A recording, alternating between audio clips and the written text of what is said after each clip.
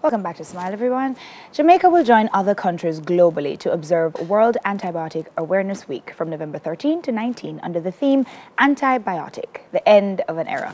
To speak to what this means, we have with us Dr. Winston Delahaye, Chief Medical Officer at the Ministry of Health, and Dr. Osbel Watson, Chief Veterinary Officer at the Veterinary Division of the Ministry of Agriculture and Fisheries. Good morning and welcome to Smile, Jamaica. Good morning. Thank you. Gentlemen, I have been having this conversation with people outside of the medical world for a very long time. First question, Dr. Delahaye, are antibiotics necessary? Absolutely. So there are conditions that you just wouldn't recover from unless you got a appropriately so prescribed course of antibiotics. So they are necessary. And with us having all of this influx of illness and needing those antibiotics, why should we now be aware of the fact that they're becoming kind of obsolete? Well, we recognize internationally that we're having a challenge with some organisms having resistance to antibiotics because of overuse, inappropriate use, misuse is a term of antibiotics. It's a real issue, not just in humans, but you have a vet here with us in animals as well. How do we misuse antibiotics in animals? In several ways.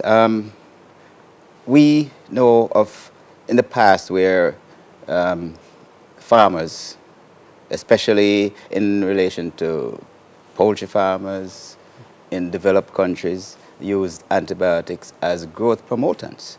So antibiotic pretty much was added to the feed to enhance early development, rapid development of the carcass. And once it develops, you get it out faster, you make a little more money. And exactly. So it was not used to treat a disease. It was just used to ensure that the bird or the pig develops in a much shorter period of time. And so that led to antimicrobial Not only that led to the resistance, well, both our colleagues in the medical and veterinary profession seem to, over time, overprescribe or prescribe out of context where an antibiotic may not be needed.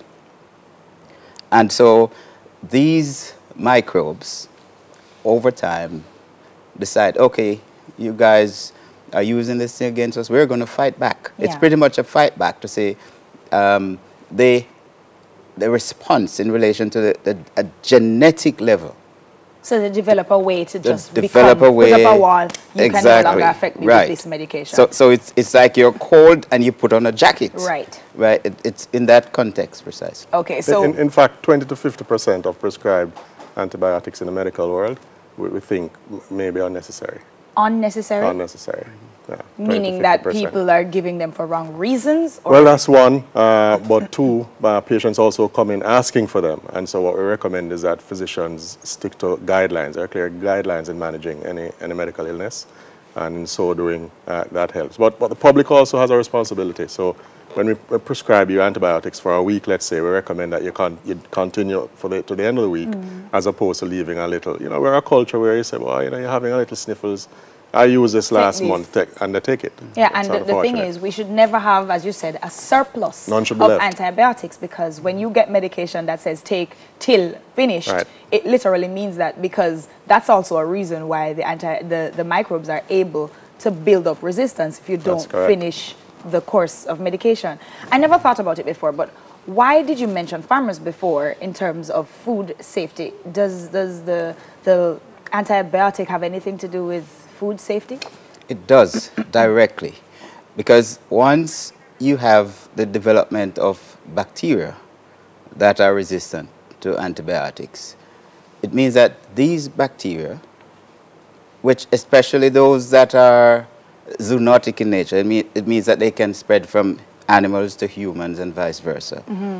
These bacteria are shared. Wow. And so these resistant bacteria getting into the human food chain by some means, either by direct contact with the animal or through consuming the food or contamination of the environment, actually results in a person getting ill, going to the doctor, and cannot be treated because the antibiotic does not work anymore. Right. Well, all of this information, and there's so much more information that will be given out at this wonderful week that we're having of awareness, and it begins on the 13th of November. So tomorrow morning at 10 we launch this Media Awareness Week, as it relates to antibiotic resistance at the University of the West Indies. And it's open to everyone? Yes, absolutely. And we continue that with our medical forum at 11:30. Okay, what else do you have coming up for the week? Well, very importantly, we have our Agriculture Day. This will be held at the Juicy Patty Veranda in Clarendon. And we want all of the farmers to be aware of their role and how they can positively address and reverse the crisis that is now occurring in relation to antimicrobial resistance. Fantastic. So we start off tomorrow morning and it lasts for the entire week. Please come on out. It's open to the public. Get all of the information that you can because it affects you directly. It's not even a situation where you can say it's going to affect your children. This is for each and every person. So deal with it now before it becomes more of a problem. Are there any tips that you would like to give in terms of how to protect ourselves from misuse of antibiotics before we go? Well, I'll say in humans, don't share antibiotics. Complete your course. And a buzzword which we have mentioned since we've been here is superbugs. That's what we're trying to prevent. Bugs we can't treat or have great difficulty treating. Most definitely.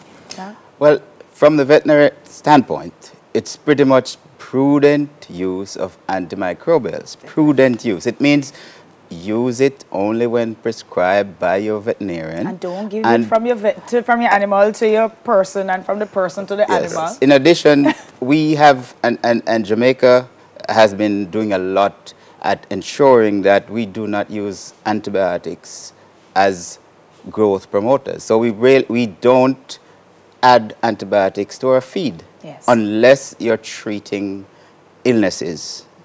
And we're happy that we have the major producers on board in relation to ensuring that we remove these antibiotics from the food chain. Fantastic.